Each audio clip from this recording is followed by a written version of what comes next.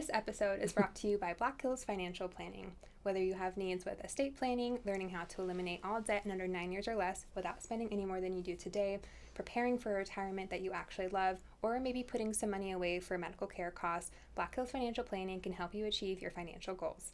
Their goal is to help you build a strong financial foundation to build off of so that you can pursue the things that mean the most to you. Okay, I have a question. Yeah. Because I was talking with a brother-in-law of mine, and he had questions about investments, and I was telling him about you before I even got here today. And I was trying to explain to him how you can have a whole life policy where you can borrow from yourself. Yeah.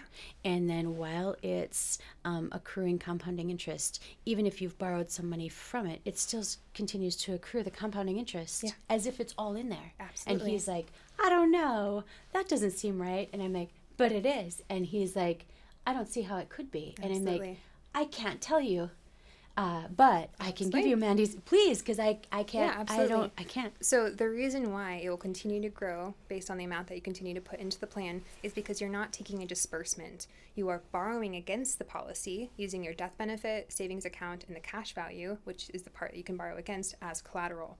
And because it's your policy, you are borrowing from yourself, simple interest, generally like 4.25%, depending upon the carrier that you work with. Okay. So because you're borrowing against the policy, you're not taking a disbursement. It continues to grow at that amount, the cash value that accrues, regardless if you borrow against it. Okay, so he said, who's giving the money then? And if it's coming out of the stock market, then how is it that they're still in giving you the compounding interest if you're taking the money out of it? And I'm like, I don't know. That's a great question. The money's actually not in the stock market. You're borrowing from the carrier. And so it's essentially your money that's with the carrier. And that's, I love these questions. That's I'm glad, because I couldn't answer them. Well, we'll send this little bit to him because I think we're still recording. Okay. But that's the beautiful thing, I think, about whole life insurance, which is a statement I never thought I would say in my life, like insurance, right? And that's something we've also connected on is we're not big fans of insurance in general.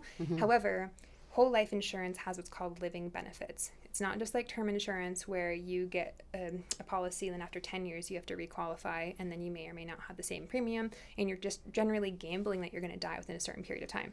Whole life insurance is a form of insurance that gives you cash value. So a certain amount of money that you put into it, you have access to be used during your life. Okay.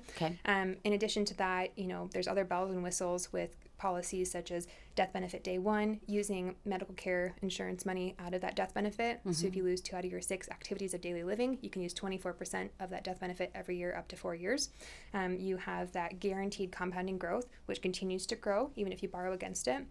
And it's also a tax shelter because you're borrowing from the policy. You're not taking disbursements. So you can put money in, use money, and essentially not have to pay taxes on it. Totally legal. This is what a lot of the elites do. It's just information that a lot of people have sat down and learned about.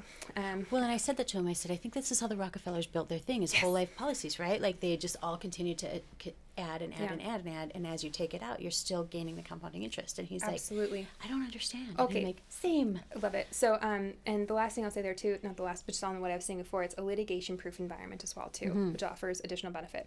Now, there's a book called What Would the Rockefellers Do? And it talks about 2 different techniques that they're using, and Black Hills Financial Planning teaches these too.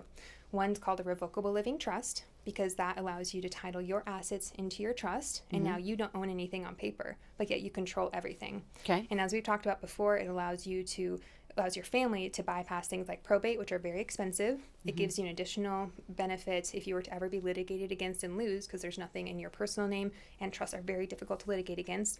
And with the whole life policies, that's how these families are building generational wealth. They're keeping all of their assets contained within their revocable living trust. They're creating policies that their family uses that they can pass down, and everything's owned within the trust as well too, so they're avoiding capital gains tax. They're able to I'm kind of just like going off, sorry. I'm getting that though, like the whole life is in the trust. The beneficiary will be the trust itself, so everything essentially passes through the trust, but then they're using these environments, which is what the banks are doing, and that's what people don't understand.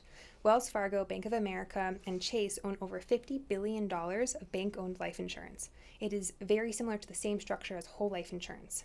So for every dollar you put into a bank, they can turn around and lend that out up to 7 different times at varying compounding interest rates. And what they also do is they take that money and they invest in bank-owned life insurance and get guaranteed dividends from this tax shelter doing the exact same thing that you could be doing. That's why it's not subjected to the stock market fluctuations. Yeah, these carriers are essentially reinvesting in insurance. Okay. So that's why it's not exposed to the market. They're reinvesting in what's making them money. And that's why these policies offer guaranteed dividends. There's no variability to it. Like if you stick with it, you know exactly what you're going to get throughout your life.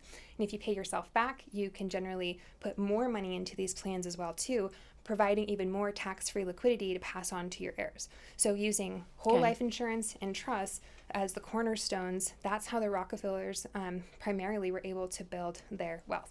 And that book literally breaks it down so that anyone can understand it. I think it's really brilliant too. And great questions. So thank you for taking a minute, because I was talking about that literally on the way over here, and I'm like, she's already explained this to me. I really should be able to answer these questions. But I mean, there's 26 bones in your spine, so I don't I wouldn't know that stuff. Okay. No, absolutely. And I always encourage you to please ask, because these concepts, again, we're not exposed to them, right? We're not taught even basic things like how to balance a checkbook or how to set up an LLC or the benefits of all these things. And we're generally misguided when it comes to financial health. And that's why most people, they get $1, they spend $1 on something else. They're not taught how to leverage their money, which is what's keeping most people spinning their wheels. And so if you can protect your assets and essentially just use the tools that some of the wealthiest people do to currently walk through the system, it's going to absolutely change the game for you and your family as well.